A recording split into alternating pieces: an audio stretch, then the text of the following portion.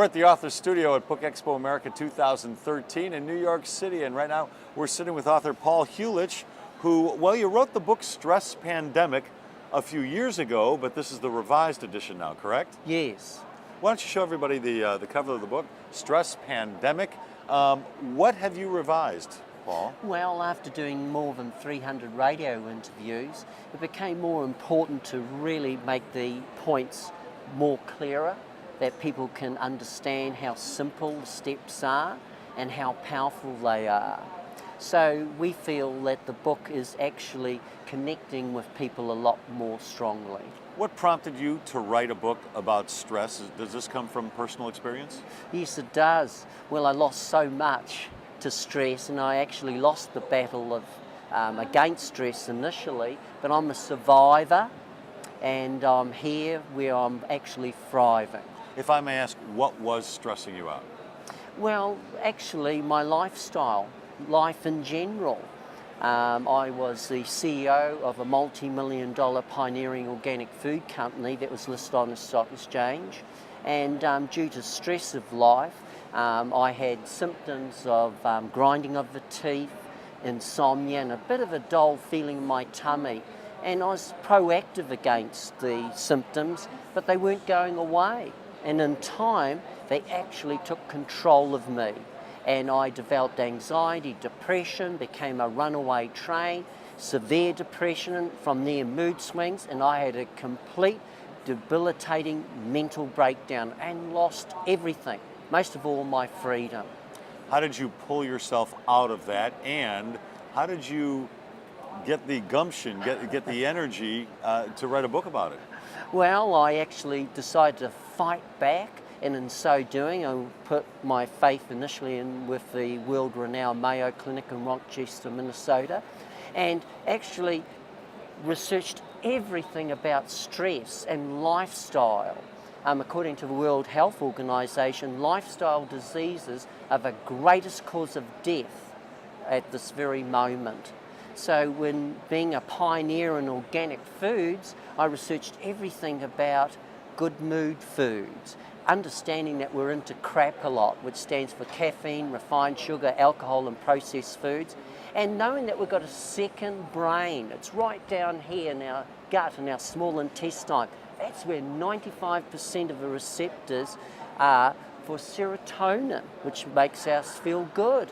And also understanding that there's 7,200 nerve endings in your feet that are connected to every part of the brain and the body. So taking a brisk aerobic walk first thing in the morning helps fortify and empower yourself against stress and helps balance the neurochemistry of the brain and the body. So you suffered from it, you researched it, yes, and I'm guessing you found out it is in fact a pandemic and you needed to write about it, correct? That's right. I wanted to break the cycle, and since I cured myself of a condition that doctors said was impossible, they actually encouraged me to write this book, and my family did also. So here I am, thriving.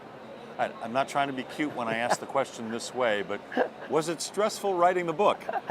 Not really. It was really enlightening. I did it on the granite rock in New York City, so I placed myself in a 24 intense city where, you know, it's on the go all the time. And let's face it, the world has become a bit of a bullying place, and we need to set boundaries, and we need to be able to empower ourselves and fortify ourselves against stress. So there I was in New York City, and I've been here now in New York City for 3 years.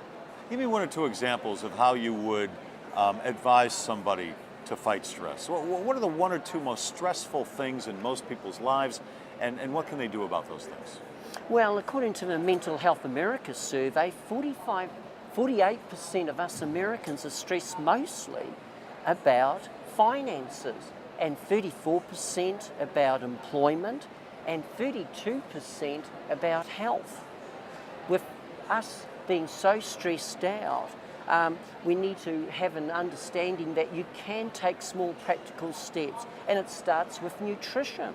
As I said earlier, cutting down on the crap and reaching more for good mood foods, and getting out in the urban gym. A lot of us suffer from deficiencies in vitamin D, and a lot of it is coming from the irises of the eye. So getting out there and seizing the day and earthing yourself and doing the aerobic power walk is very powerful. And also understanding about sleep, knowing that melatonin won't occur if you've activated your serotonin too much. And also having an awareness of your lifestyle, awareness of how you live, knowing that your cortisol, which is your stress hormone, is highest in the morning and lowest in the evening. So you don't want to fight nature too much. Yeah, it sounds like what you're saying is our bodies talk to us. That's right. The symptoms, whether grinding of the teeth, insomnia, having a dull feeling, having fatigue, all come from stress.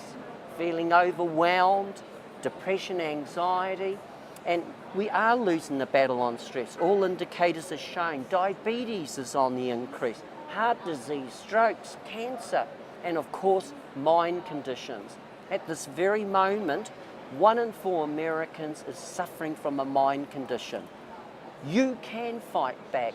You can take back control. Prevention's the key. Prevention is far better than recovery. Unchecked stress has real consequences. Look what happened to me.